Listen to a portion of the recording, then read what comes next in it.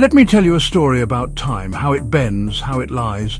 Most people think it's a straight road, marked by milestones, school, career, retirement, quiet decline. But Clara and Jack, they've turned time into a spiral, a labyrinth, a dance. 5 years ago, on a Tuesday as ordinary as burnt toast, Clara stood at her kitchen window watching rain slide down the glass like tears. Her hands trembled, not from age, but from a question she'd carried for decades, heavy as a stone. Is this all there is? Retirement had become a waiting room. Days blurred into crosswords and doctor's appointments. Jack, her husband of 48 years, had started staring at the wall clock as if it were a countdown. That night, over meatloaf and instant mashed potatoes, Clara said 6 words that would unravel their world. What if we bought an RV?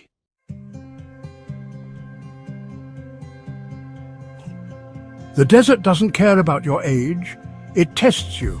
2 weeks into their journey, Wanderlust sputtered to a halt under a sun so fierce it felt personal. No signal, no water, just endless sand and the buzz of cicadas screaming, "I told you so." Clara's hands shook again, this time gripping a wrench. YouTube tutorials taught her to replace a fuel filter as Jack held a flashlight, his arthritis-flared fingers steadying hers. When the engine roared back to life, they laughed until tears cut tracks through the dust on their cheeks. Lesson 1. Freedom isn't the absence of fear. It's staring into that void and realizing you'd rather tremble alive than stand still.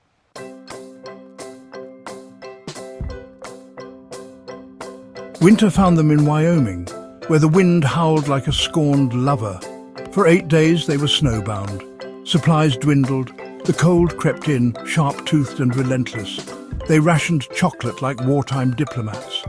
Read Moby Dick aloud by headlamp, Clara doing all the voices, Jack snorting at her terrible New England accent. When the propane ran out, they slept curled together under every blanket, their breath frosting the air with stories of warmer days. On the 8th morning, Clara woke to find Jack gone. Panic seized her until she spotted him outside, knee-deep in snow, building something. A lopsided snowman? No, a snow tea, Rex complete with stick claws and pebble teeth. "You've lost your mind," Clara laughed. "Nope," he grinned, "just found my sense of humour."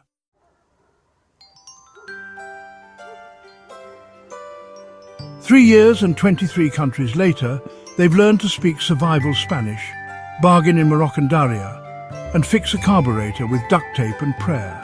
In Kyoto, they slept in a temple, rising at 4 a.m. to chant with monks. In Patagonia, Jack fell into an icy stream chasing a photo of a condor, Clara's laughter echoing off glaciers. But their greatest discovery? Time stretches when you fill it with wonder. A year on the road feels like 10 lifetimes. A sunset viewed from a Croatian cliffside lingers in your bones long after the stars fade. Clara keeps a journal, not of distances travelled, but of moments stolen back from time. Today, Jack forgot his hat, his bald spot sunburned. He looks like a spotted owl. I adore him. Met a 12-year-old in Peru who taught us to make ceviche. We taught her to waltz. No common language, just rhythm and lime juice. Realized I haven't looked in a mirror in weeks. My face feels lighter.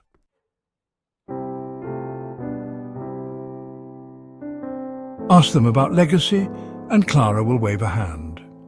Legacy is for statues. We're collecting souvenirs for the soul.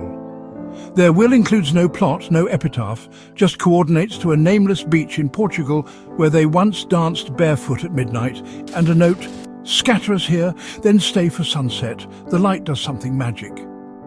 So the next time someone claims adventure has an expiration date, think of Clara and Jack.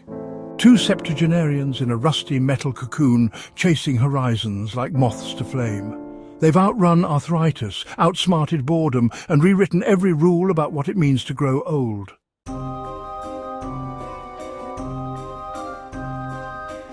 Not all baggage fits in cupboards. One rainy afternoon in Porto, Clara found a letter in her old coat pocket, a note from her mother, written days before her passing. "Live enough for both of us," it read. For years, Clara had carried guilt. Guilt for leaving her parents' graves undecorated. Guilt for outliving them. That night, she lit a candle by the sea, whispered their names into the salt spray, and let the tide carry the words away. Jack, too, had ghosts, a brother lost in Vietnam, whose face he'd started to forget.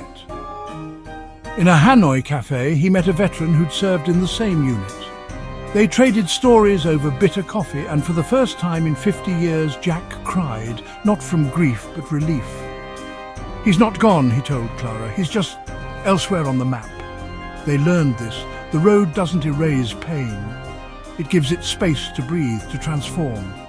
Grief, they realized, is just love with nowhere to land. So they let it soar, tethered not to tombstones, but to the wind.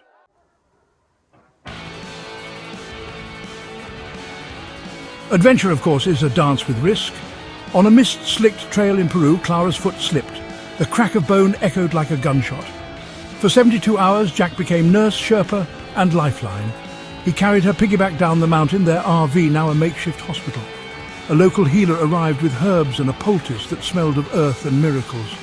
"You'll walk again," she promised, but slowly, like the tortoise who wins the race.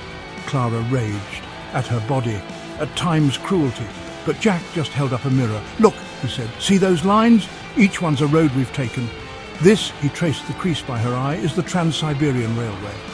And this," his thumb brushed her chin, "that night in Marrakesh when you laughed so hard you snorted." Lesson 2. Aging isn't decay, it's topography, a landscape shaped by living.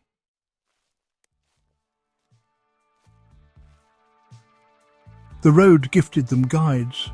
In Tunisia, a baker taught Clara to knead dough under a full moon, saying, "Bread rises best when the sky is watching." In Finland, a woman with a voice like frozen lakes sang them lullabies her Viking ancestors hummed. But it was a Navajo grandmother in Arizona who shifted their compass. Over a fire, she told them, "My people walk in circles, not lost, gathering. Every step adds to the story." The next morning, Clara drew a spiral in her journal. "We're not running away," she wrote, "we're gathering." They became teachers too. To a runaway teen in Barcelona, they offered a week's shelter and a waltz lesson.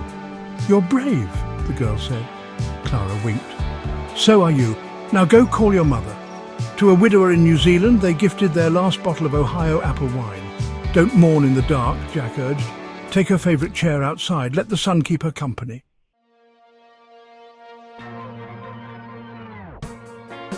All journeys loop back on a cracked Nebraska highway. Wanderlust sighed her last breath. Smoke coiled from the engine like a farewell.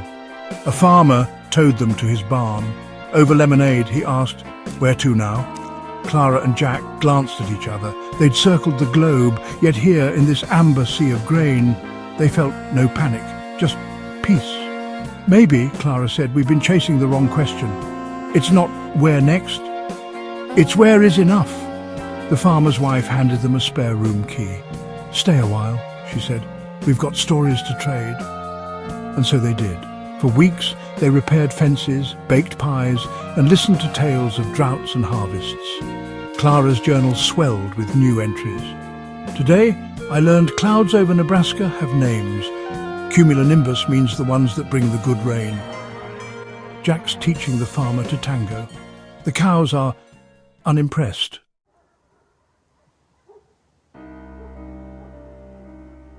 They still wander, just slower.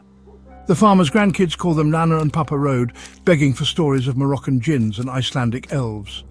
Some nights, they sit on the RV's roof, now strung with fairy lights, and trace constellations they've renamed the broken fuel pump, the snow T-Rex, the marmalade comet. So press subscribe, not because their journey's over, but because yours is just beginning. Clara and Jack will tell you the greatest adventure isn't out there. It's what happens when you stop letting time tell you who to be. After all, why should golden years be a sunset? Why not a dawn? Sunrise over the sunflower-framed RV. A handwritten sign on the door reads, "Still wandering, come in for coffee."